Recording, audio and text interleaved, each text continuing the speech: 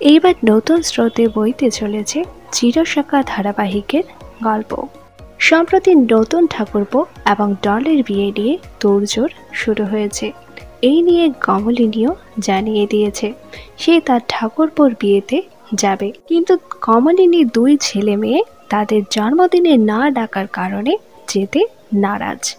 যা দেখে অবাক দর্শকেরা, যে তাদের এত সাপোর্ট করেছে তার জীবনের নতুন শুরুতেই যেতে চাইছে না তারা।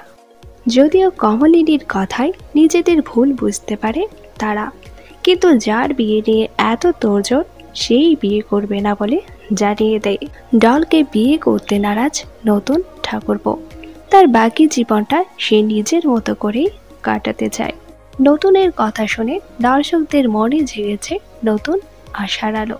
তবে কি তার বিয়ে না করার কারণ কমলিনী? অর্থাৎ নতুন এবং ডলের বিয়ে না হওয়ার সম্ভাবনা অনেকটাই।